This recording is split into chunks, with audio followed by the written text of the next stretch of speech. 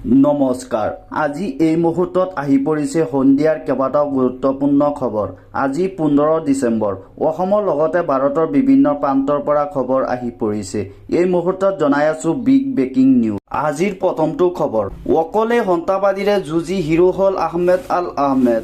নিৰীহৰ ওপৰত গুলীবৰ্ষণ কৰি সন্ত্ৰাসবাদীক দেখুৱালে সাহসিকতা। ফলৰ বেপাৰী আল আহমেদ আজি বিশ্বজুৰি চৰ্চিত।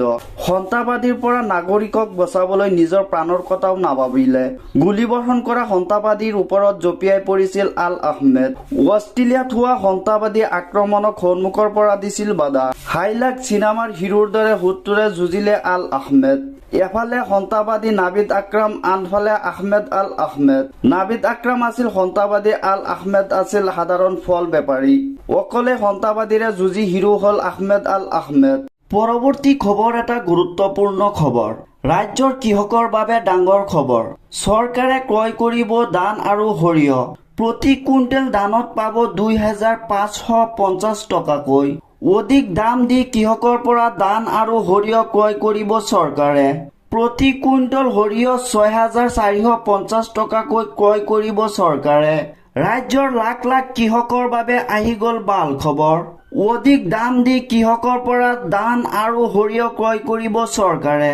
2,550 টকাকৈ প্ৰতি কুইণ্টেল ধান ক্ৰয় কৰিব চৰকাৰে।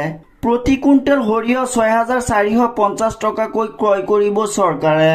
কৃষকসকলক সকাহ দিয়াৰ বাবে চৰকাৰৰ ডাঙৰ পদক্ষেপ। কৃষকক ভাল খবৰ দি এই বৰ্ধিত মূল্যৰ কথা ঘোষণা কৰিলে মন্ত্ৰী ৰঞ্জিত দাসে।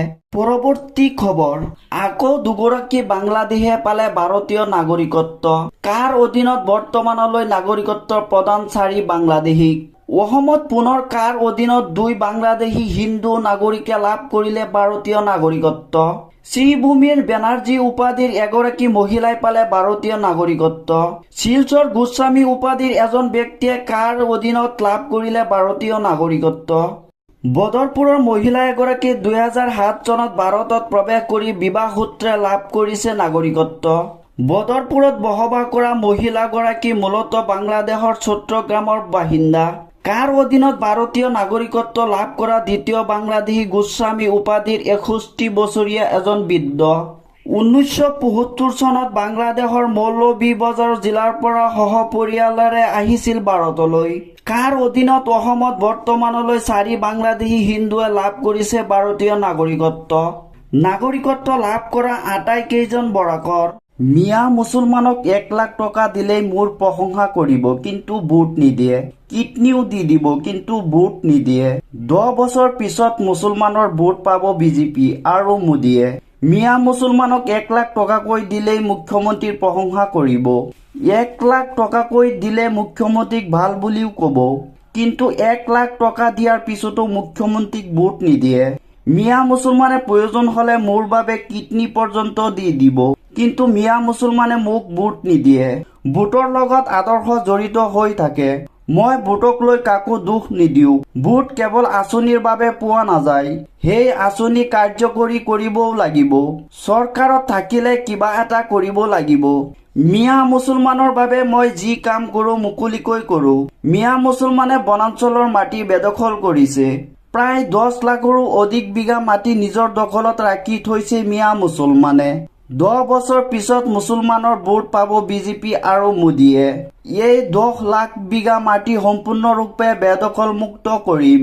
মই মুখ্যমন্ত্ৰী হয়, মুখ্যমন্ত্ৰী হিচাপে মোৰ দায়িত্ব থাকে। কোনো পুৰুষে 2বাৰ বিয়া পাতিলে জেললৈ যাব লাগিব।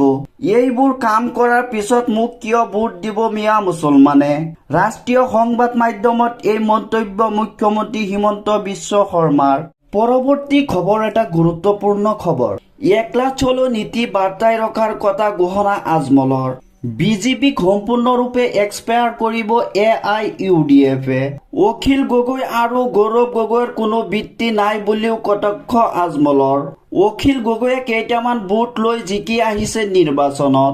এইবাৰ অখিল গগৈৰ কি হ'ব নাজানো। মুখ্যমন্ত্ৰীয়ে AIত ফটো মৰ্ফ কৰি ডুবাইত হিৰো বনি আছে। বিৰোধীৰ লগত মিত্ৰতা নকৰাকৈ নিৰ্বাচন খেলিব আজমলে। 1 লাখ চলো নীতি বাৰ্তাই ৰখাৰ কথা ঘোষণা আজমলৰ। বিজেপিক সম্পূৰ্ণৰূপে এক্সপায়াৰ কৰিব AIUDF-এ।